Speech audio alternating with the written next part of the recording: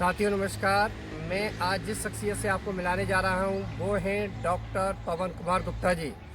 Doctor पवन कुमार गुप्ता जी अपनी dispensary चलाते हैं 2003 से, जिसमें आपको फ्री आयुर्वेदिक दवाइयां देते हैं। हालांकि ये होम्योपैथिक दवाइयां भी देते हैं, लेकिन फ्री जो दवाइयां देते हैं वो आयुर्वेदिक देते हैं। और साथियों हम सर से जानना चाहेंगे कि दवाइयों के साथ साथ योगा उनके मरीजों को कितना इफेक्टिव है।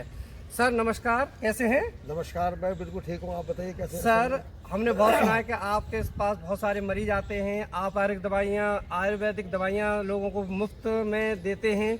तो सर बताएं कि योगा का इन मरीजों को कैसे कैसे लाभ मिलता है? हाँ, जब मेरे पास पेशेंट आता है मैं उसको आयुर्वेदिक दवाइयों के साथ साथ योग के लिए भी रिकमेंड करता हूँ कि आप फलां योग करें फलां बीमारी के लिए, तो आपको अत्यंत अच्छा लाभ मिलेगा।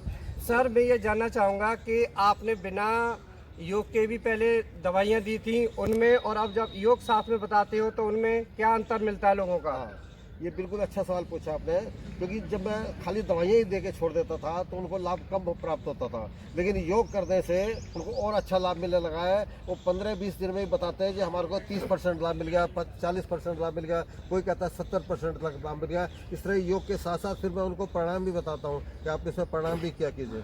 सर मैं ये जानना चाहूँगा कि अगर आपको ये बताना हो कि मरीज जो हैं किसी विशेष बीमारी से हैं, जैसे मान लो हार्ट के हैं या डायबिटीज़ के हैं या बीपी के हैं, तो उनके लिए आप कैसे योग के लिए कैसे सही करते हैं? हाँ, इस तरह से जब आते हैं पेशेंट तो मैं उनको बताता हूँ कि हमारे श्री राम जी लाल जी जो योगा ट्रेनर है, ये 18-19 के पार्क में सुबह 6 बजे से 7 बजे तक योग सिखाते हैं, और फला पर्टिकुलर बीमारी के लिए आपको योग सिखाएंगे। इसलिए आप उनके पास जाइए, उनका नंबर उनको मैं दे देता हूँ ताकि उनको असुविधा ना हो। बहुत बहुत धन्यवाद सर। आप मुझे जानकारी देंगे कि जो मरीज आते हैं, अगर आपने बताया कि बीपी की आपको योगा सीखना है या फिर डायबिटीज़ के लिए सीखना है, तो वो क्या बताते हैं कि प्राणायाम, आसन और या फिर और भी कुछ बताते हैं? क्या जानकारी देते हैं आपको?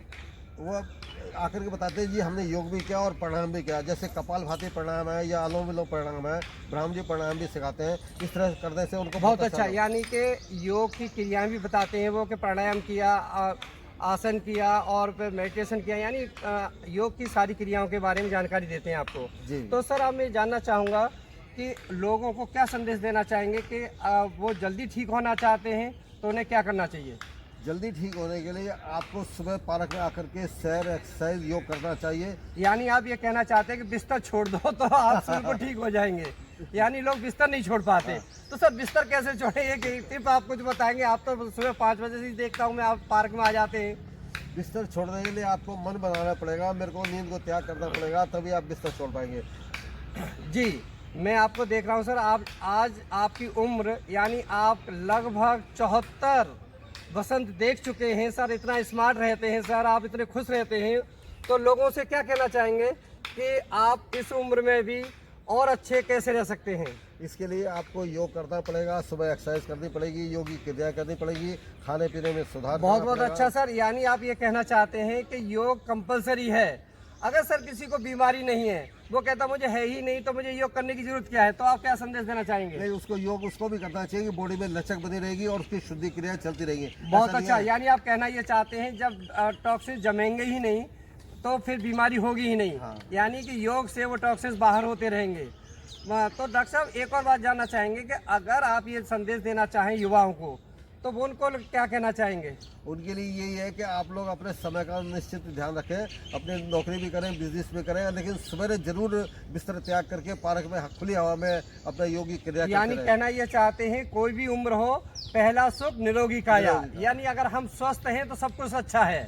तो डॉक्टर साहब अगर ये जानना चाहें कि बच्चे कहते हैं सर जो पढ़ाई कर रहे हैं उनको योग के लिए क्या संदेश देना चाहेंगे? उनके लिए मेडिटेशन बहुत जरूरी है, जितना मेडिटेशन करेंगे उनको याददाश्त में बहुत फर्क पड़ता है। बहुत अच्छा सर। डॉक्टर साहब आप ये कहना चाहते हैं कि अगर उन्हें हलचल ज़्यादा रहती है, उनके माइंड में ज़्यादा टेंशन रहती है, अगर वो मेडिटेशन करेंगे तो वो निश्चित रूप से उन्हें लाभ मिलेगा और पढ़ाने की जो लर्निंग पावर है यानी क्रिएटिविटी है वो भी बढ़ेगी। और डॉक्टर साहब ये कहना चाहते हैं कि युवा हैं, वो कहते हैं सर क्या पार्क में जाना, क्या हम अपनी नींद खराब करना, और जो लेट नाइट तक काम करते हैं उनके वो सुबह नहीं उठ पाते, उनके लिए क्या कहेंगे? भाई देखो, उनको अपने दिनचर्या को संभालना पड़ेगा। ऐसा नहीं कि हम लेट कर आए जाए तो कोई फायदा नहीं मिलेगा। जब तक आप दिनचर्या को अपना कंट्रोल नहीं करेंगे तब नहीं तक डॉक्टर साहब, प्रॉब्लम ये नहीं है, ये है कि अब वो आई 2 बजे हैं 3-4 बजे सोए हैं तो फिर क्या करना चाहिए? उनको फिर कम से कम मेडिटेशन तो 10 मिनट का जरूर करना चाहिए समय निकाल यानी आप करके। ये कहना चाह रहे हैं कि या जिस समय भी उठे उस समय कर लें, जब जागे तब सवेरा। तब सवेरा। बहुत बिल्कुल अच्छा। इसी तरह से जब जागोगे तभी सवेरा समझो, लेकिन करना जरूर पड़ेगा, यानी तभी लाभ मिलेगा। यौगिक क्रियाएं करना बहुत आवश्यक है। और डॉक्टर साहब ये जानना चाहते हैं कि एक सेंटेंस में अगर आपको लोगों को संदेश देना चाहें स्वस्थ रहने के लिए तो क्या कहेंगे? स्वस्थ रहने के लिए प्राकृतिक से प्यार करें, सुबह पार्क में सैर करें, योगी क्रिया करें, खाने पीने में परहेज रखें, और यही आपके लिए सब कुछ वरदान का काम है। यानी कि पार्क में बुलाना ही बुलाना है आपको। डॉक्टर साहब बहुत अच्छा लगा।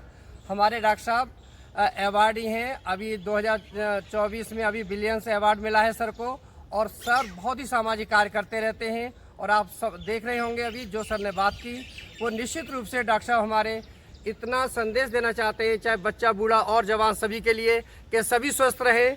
हम तो वसुधैव कुटुंबकम वाले हैं, यानी कि पूरा विश्व, पूरा संसार स्वस्थ रहे, यही कामना है। इन्हीं कामनाओं के साथ सर बहुत बहुत धन्यवाद, आपसे बहुत अच्छी बातें मिली। बहुत बहुत धन्यवाद आपका रामजीलाल जी, शुक्रिया, थैंक यू। वेलकम सर, आपसे मिलते रहेंगे और लोगों को स्वास्थ्य का लाभ मिलता रहे। बहुत बहुत धन्यवाद।